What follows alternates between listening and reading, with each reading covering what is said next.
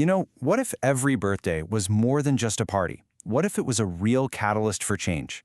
Well, today we're digging into the architecture of becoming, which is this incredible framework for intentional living from Henry Luyombya's 46 lessons from 46 years. We're going to explore how to build a more conscious life, really one lesson at a time. It's kind of wild to think that a Roman emperor, Marcus Aurelius, wrote these words almost 2,000 years ago, and they still hit so hard today. And this isn't about being morbid or anything. It's really a powerful call to action, to live with purpose. This one idea, that our time here is limited, is pretty much the foundation for everything we're about to talk about. We all tend to treat birthdays like, just another lap around the sun, a celebration that we made it another year. But what if we looked at them in a completely different way? The author here challenges us to reframe that whole annual ritual into something way more meaningful. And here's that big shift in perspective. Instead of seeing a birthday as a trophy for another year gone by, it becomes a mirror. It's like this built-in yearly check-in with yourself, where you have to ask the hard questions. Am I actually paying attention to my own life? Am I living on purpose?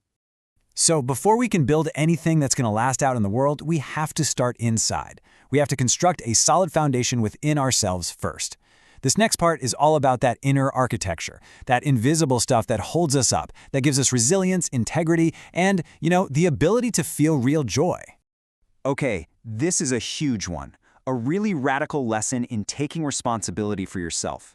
Life is going to throw curveballs, right? It's going to be chaotic. We can't control the storm, but we can always choose how we sail the ship. Our real power isn't in trying to control what happens, but in mastering how we respond to it. And these aren't just some nice-sounding quotes. They're actual practical tools for building that strong inner world. I mean, think about it. Discipline is what carries you when motivation is gone. Peace? That's an inside job. It has nothing to do with what your neighbor is doing. Healing requires you to be brutally honest with yourself. And forgiveness? Man, that's not for them. That's for you. That's your freedom. I absolutely love this metaphor. It just hits the nail on the head with our whole theme, right? Boundaries aren't walls you build to keep people away. They're the blueprints for your own self-respect. They define your space, they protect your energy, and they create a structure where you can really honor yourself. Life isn't just one single note. It's a whole symphony. It's a landscape of incredible highs and really deep lows. So in this next section, we're going to look at the wisdom we can pull from both of those extremes, from our biggest wins and our toughest struggles.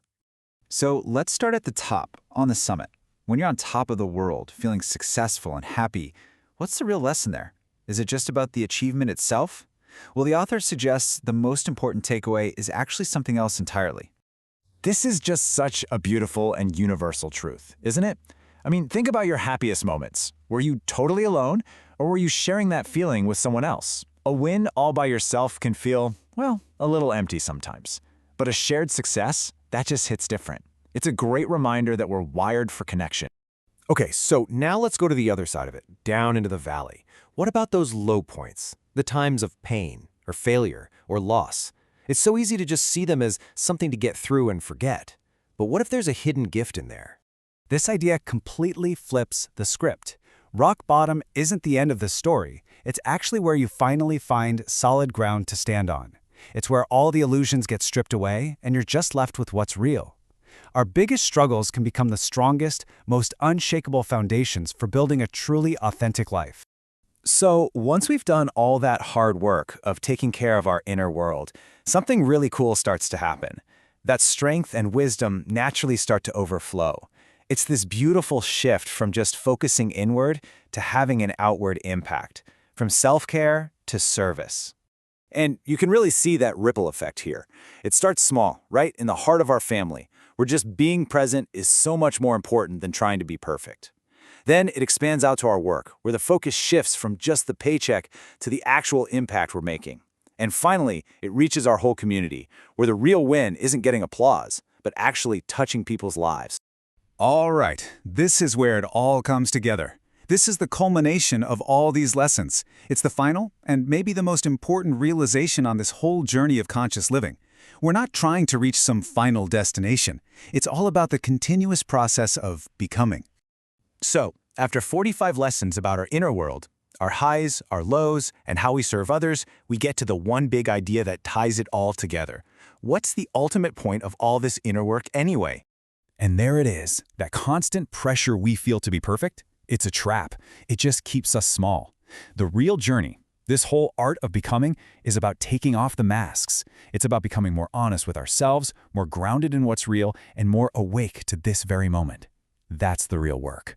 And this makes that big idea really concrete and easy to grasp. It's about making a conscious choice to shift, to stop chasing external things like approval, and instead choose internal alignment with what you truly value. It's trading that frantic rush through life for a deliberate, intentional walk. And so we come full circle, right back to that timeless Stoic wisdom.